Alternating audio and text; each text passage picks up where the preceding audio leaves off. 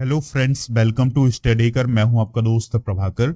Daily current affairs में आज हम 13 नवंबर 2022 के जितने भी महत्वपूर्ण करंट अफेयर्स के क्वेश्चन हैं उन सभी को कवर करने वाले हैं, तो आप इस लेक्चर को लास्ट तक जरूर देखिएगा। चैनल पर अगर आप नए हैं तो चैनल को सब्सक्राइब जरूर कर लें। आज का पहला क्वेश्चन है, लोक सेवा प्रसारण दिवस कब मनाया जाता है? तो दोस्तों, लोक सेवा प्रसारण दिवस हर साल 12 नवंबर को मनाया जाता है। देखिए दोस्तों, इसके पीछे की कहानी है कि ये दिवस 12 नवंबर को क्यों मनाया जाता है। तो दोस्तों, 12 नवंबर 1947 को Mahatma Gandhi all India radio, जो कि दिल्ली में था, उसके स्टूडियो में गए थे। तो उनकी इस यात्रा को याद करने के लिए ही हर साल 12 नवंबर को लोक सेवा प्रसारण दिवस मनाया जाता है। देखिए, अब ये ऑल इंडिया रेडियो के स्टूडियो क्यों गए थे महात्मा गांधी? तो दोस्तों, हुआ क्या था कि उन्हें कुरुक्षेत्र, जो कि हरियाणा में है, वहां पर जो शरणार्थी आए थे, लगभग 2.5 लाख शरणार्थी थे, उनको वहां पर उन्हें संबोधित करना था।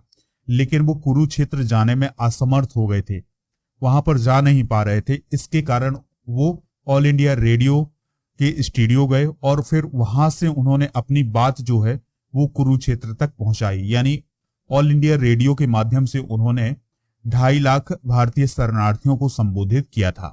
ठीक है दोस्तों, तो इस यात्रा को याद करने के लिए ही हर साल 12 नवंबर को लोक सेवा प्रसारण दिवस मनाया जाता है। देखिए, हाल ही में कुछ दिवस मनाए हैं, जैसे कल ही हमने डिस्कस किया था राष्ट्रीय शिक्षा दिवस, तो यह 11 नवंबर को मनाया गया है। विज्ञान और शांति का अंतर्राष्ट्रीय सप्ताह 9 से 15 नवंबर तक। शिशु संरक्षण दिवस 7 नवंबर को मनाया गया। अंतर्राष्ट्रीय रेडियोलॉजी दिवस 8 नवंबर को। विश्व सुनामी जागरूकता दिवस 5 नवंबर को। और दोस्तों, 1 नवंबर को याद रखना है आपको कि विश्व शाकाहारी दिवस भी मनाया गया है। केंद्रीय सतर्कता जागरूकता सप्ताह 31 अक्टूबर से 6 नवंबर तक मनाया गया। विश्व बचत दिवस 31 अक्टूबर को मनाया गया। तो ये हाल ही में मनाए गए कुछ प्रमुख दिवस हैं। अगला प्रश्न है, केम्पेगौड़ा अंतर्राष्ट्रीय हवाई अड्डे के टर्मिनल 2 का उद्घाटन कहाँ किया गया है? तो ये बेंगलुरु में किया गया है। ठीक है दोस्तों, तो आपको याद रखना है कि जो केम्पेगौड़ा अंतर्राष्ट्रीय हवाई अड्डा है ये बेंगलुरु में है, और बेंगलुरु जो है वो कर्नाटक की राजधानी है। इस हवाई अड्डे को 5,000 करोड़ रुपए की लागत से बनाया गया है। कितनी करोड़ रुपए की लागत से दोस्तों? 5,000 करोड़ रुपए की लागत से बनाया गया है। अब दोस्तों, इस टर्मिनल के बनने से होगा क्या कि यहाँ पर हर साल 5 से 6 करोड़ जो यात्री हैं वो बढ़ने की संभावना है। यानी यहाँ पर हर साल अब 5 से 6 करोड़ यात्री बढ़ सकते हैं। ठीक है दोस्तों, और अभी इसकी क्षमता जो है वो 2.5 करोड़ प्रति वर्ष है। इसके अलावा दोस्तों, प्राइम मिनिस्टर मोदी जी ने यहाँ पर इस टर्मिनल का उद्घाटन तो किया ही, इसके अलावा इसके पास ही उन्होंने केम्पेगौड़ा की 108 फीट ऊंची कांस्य प्रतिमा, जिसका नाम रखा गया है स्टैचू ऑफ प्रॉस्पेरिटी, तो इसका भी अनावरण किया है। कहां पर दोस्तों? बेंगलुरु में ही किया है, और इसी केम्पेगौड़ा अंतर्राष्ट्रीय हवाई अड्डे के पास ही किया है। ठीक है, किस स्टैचू का अनावरण किया है? स्टैचू ऑफ प्रॉस्पेरिटी का। इसके अलावा प्राइम मिनिस्टर मोदी ने चेन्नई मैसूरू वंदे भारत एक्सप्रेस वे को भी रवाना किया है। और जो चेन्नई मैसूरू वंदे भारत एक्सप्रेस है दोस्तों, यह दक्षिण भारत की पहली वंदे भारत एक्सप्रेस है। इसके अलावा देश की 5वीं वंदे भारत एक्सप्रेस है।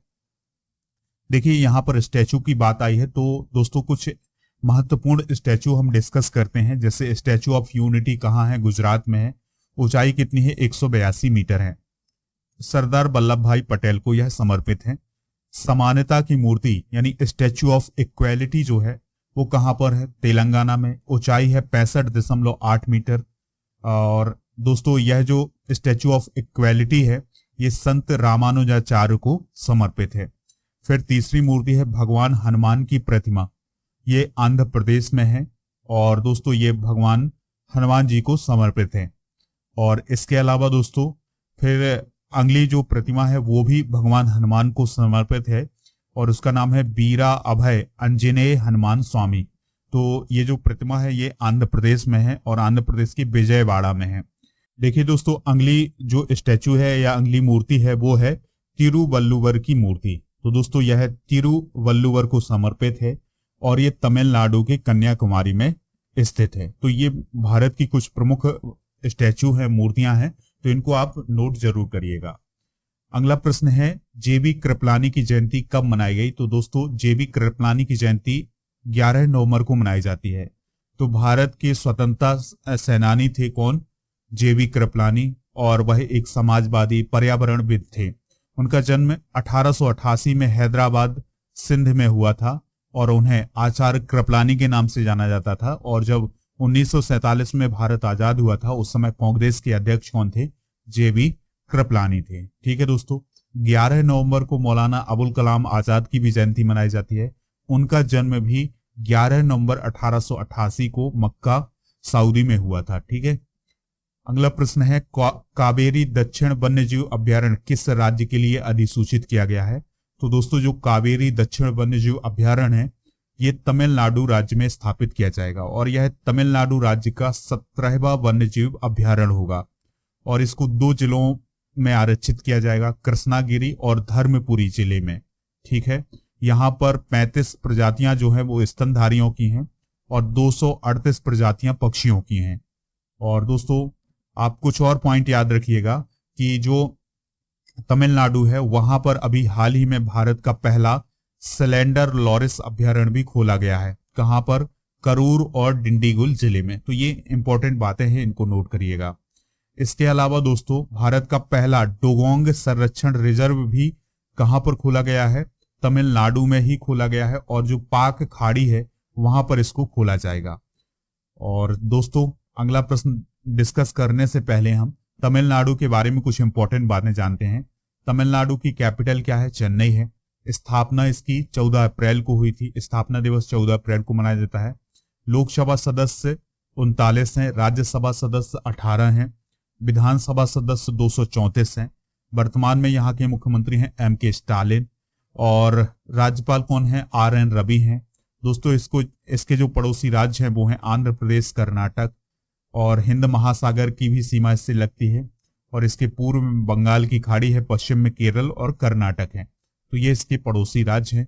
यहाँ का प्रमुख जो लोक नृत्य है वो है भारतनाट्यम, कोलट्टम और कावड़ी।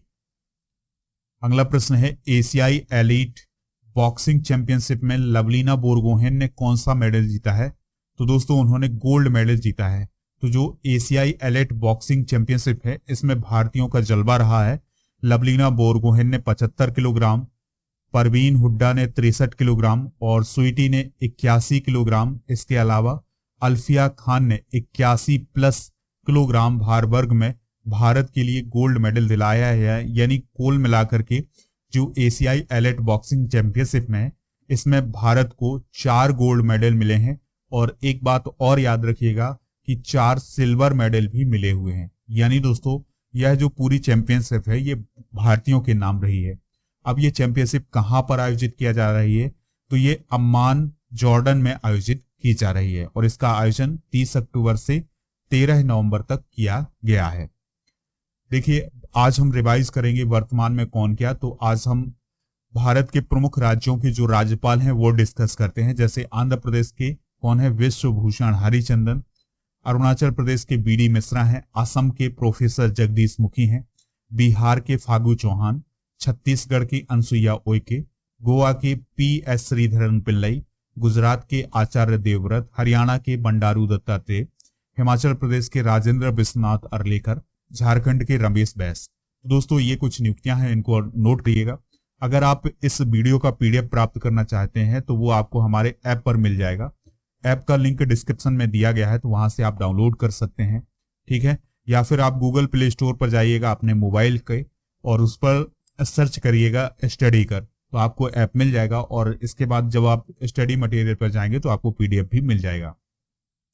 अगला प्रश्न है RFCL उर्वरक संयंत्र का उद्घाटन प्राइम मिनिस्टर मोदी ने कहां किया है? तो ये तेलंगाना में किया है। ठीक है दोस्तों, RFCL का मतलब है Ramagundam fertilizers and chemical limited. तो इस उर्वरक संयंत्र का उद्घाटन प्राइम मिनिस्टर मोदी जी के द्वारा तेलंगाना राज्य में किया गया है। कब किया गया है? 12 नवंबर 2022 को किया गया है।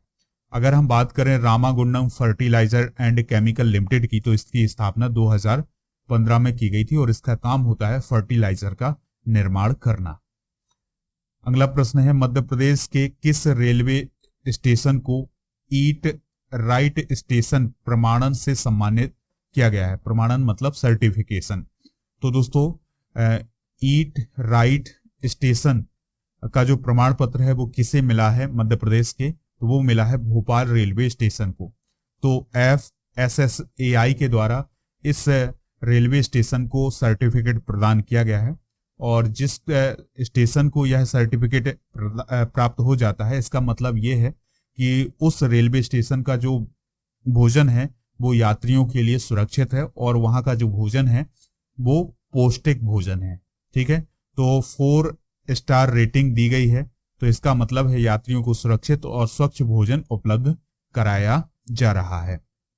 इसके अलावा दोस्तों भारत के और भी रेलवे स्टेशन है जिनको ये सर्टिफिकेट प्राप्त है, जैसे Anand Vihar terminal railway station जो कि दिल्ली में है, इसको भी ये सर्टिफिकेट मिला हुआ है।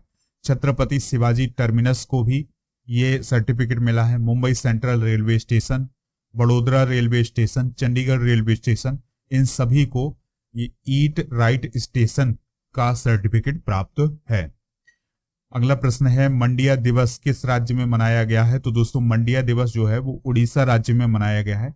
मंडिया दिवस को याद रखना है बाजरा दिवस के रूप में भी मनाया जाता है, या बाजरा दिवस भी इसे कहते हैं। ठीक है, इसका उद्देश्य है कि लोगों के बीच बाजरा के उपयोग और उसकी खेती को लोकप्रिय बनाना और उसको बढ़ावा देना है। ठीक है, और अगर हम बात करें उड़ीसा की, तो उड़ीसा सरकार के द्वारा 2017-18 से उड़ीसा बाजरा मिशन शुरू किया गया था।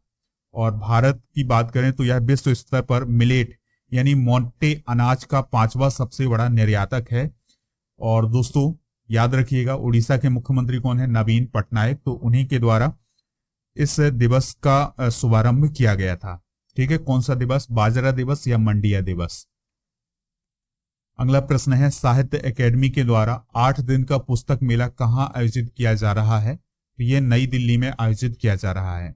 ठीक है, बात करें अगर हम साहित्य अकेडमी की, तो 12 मार्च 1954 को भारत सरकार के द्वारा इसकी स्थापना की गई थी, और इसका मुख्यालय कहाँ है? रविंद्र भवन नई दिल्ली में है। और ये जो पुस्तक मेला लगा हुआ है ना, ये भी रविंद्र भवन नई दिल्ली में ही लगा हुआ है।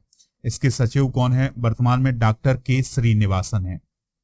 अगला प्रश्न है विश्व निमोनिया दिवस हर साल कब मनाया जाता है? तो दोस्तों विश्व निमोनिया दिवस हर साल 12 नवंबर को मनाया जाता है। तो इस दिवस को मनाने का उद्देश्य है कि निमोनिया के बारे में लोगों को अवेयर किया जाए। और WHO के अनुसार 2019 में निमोनिया से 5 साल से कम उम्र के 1,70,180 बच्चों की मौत हुई थी। ठीक है, और 2022 की थीम क्या है? तो championing the fight to stop pneumonia. Pneumonia क्या होता है दोस्तों? ये फेफड़ों से रिलेटेड एक बीमारी है, और ये बैक्टीरिया, वायरस या कवक के कारण फैलती है। ठीक है, तो दोस्तों विश्व निमोनिया दिवस कब मनाया जाता है? 12 नवंबर को मनाया जाता है। अब आपसे एक क्वेश्चन पूछा जा रहा है जिसका आंसर आपको कमेंट बॉक्स में देना है। अगर आपने लेक्चर बहुत ही ध्यान से सुना होगा तो आप इसका आंसर आसानी से दे देंगे। दोस्तों स्टैच्यू ऑफ यूनिटी किस राज्य में है? तेलंगाना, आंध्र प्रदेश, गुजरात या तमिलनाडु? तो जो भी इसका राइट आंसर हो आप कमेंट बॉक्स में जरूर बताइएगा। ऐप को डाउनलोड कर लें। ऐप पर डेली करंट अफेयर्स के PDF मिल जाएंगे। इसके अलावा मंथली करंट अफेयर्स ये सभी PDF उपलब्ध हैं। तो आप ऐप को डाउनलोड कर लें। लेक्चर पसंद आया हो तो लाइक करें, शेयर करें सभी दोस्तों को, सभी सोशल मीडिया प्लेटफॉर्म पर। जय हिंद, वंदे मातरम।